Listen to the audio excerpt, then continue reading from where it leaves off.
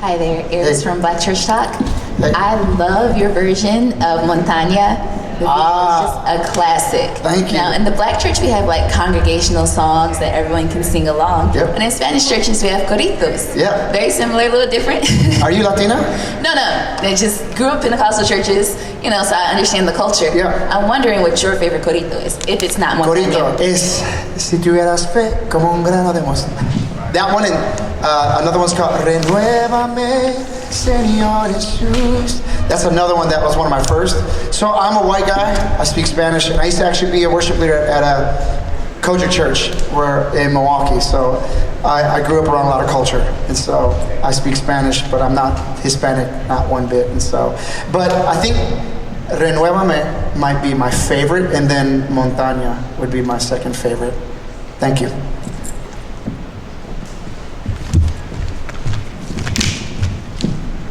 Hi, Herb with The Christian Beat. Hey. I wanted to ask you about your upcoming fall United We Worship Tour. Yeah. Just kind of curious about that name, the message, the mission for that night. Well, as we know, we're in politics season, and the church is very scared of politics.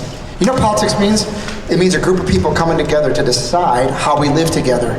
And so it should never, ever be a point of contention. That's my opinion.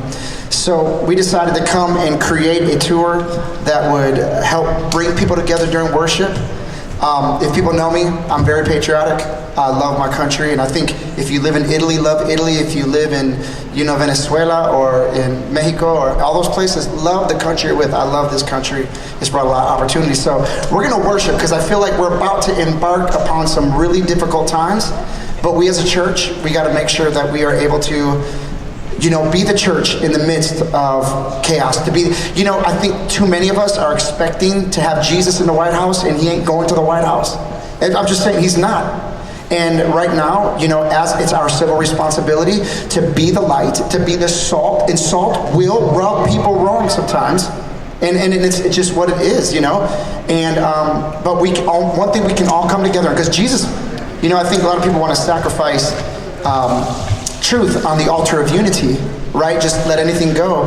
But Jesus made it very clear there's some issues we divide on, and so we pray for our country. We pray whoever gets in the White House, and we pray that revival hits the land. And we're going to go out with the United We Worship Tour and worship and bring believers together on the common ground of Jesus Christ.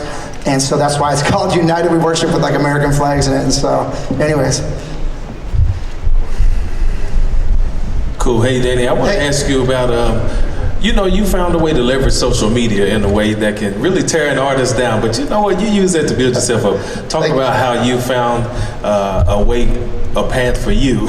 Yeah. So social media, I started noticing that if we don't follow the trends in social media, you're going to become irrelevant. And here's the thing, I refuse to allow someone else to try to decide what God has already decided for me. And a lot of times, back in the day before social media, you were at the mercy of the gatekeepers, and we know who that is with radio, and they're great people. But now social media has allowed us to leverage. There's a learning curve. I used to be really outspoken on social media. As you can tell, I'm not a man who minces words. We shouldn't. I'm very sure in what I stand, in what I believe in. And the Lord has had to teach me some ways. One of the things that the Lord has had to teach me is that to unite and not to divide. Although there's going to be issues we divide on, because Jesus made it very clear in Luke 12:51 that there will be division because of what the truth stands for, right? But my part is to always pick God's side. That's what the Lord spoke to me. When Joshua was getting ready to take Jericho, he saw a man with a sword. And you know what? He asked the man with the sword, he said, whose side are you on? Whose side are you on, ours or the enemy's? And this is so clear what we as believers have to be. The angel said, I'm on neither sides.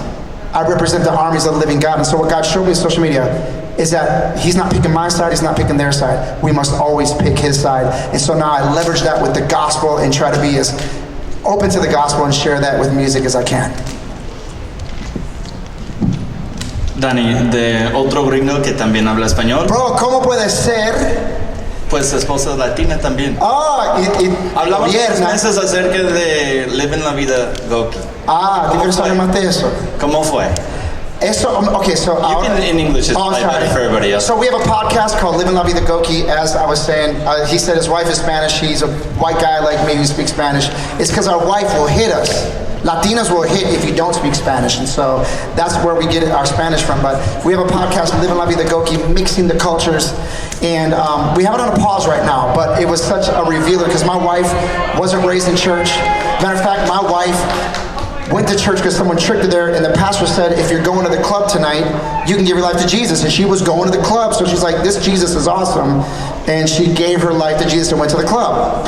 And so we share those stories on the podcast and hope to be able to restart that up. Bro, tu español es perfecto. Mejor que yo. Man. Hey guys, thank you. I think that's it. Bless you.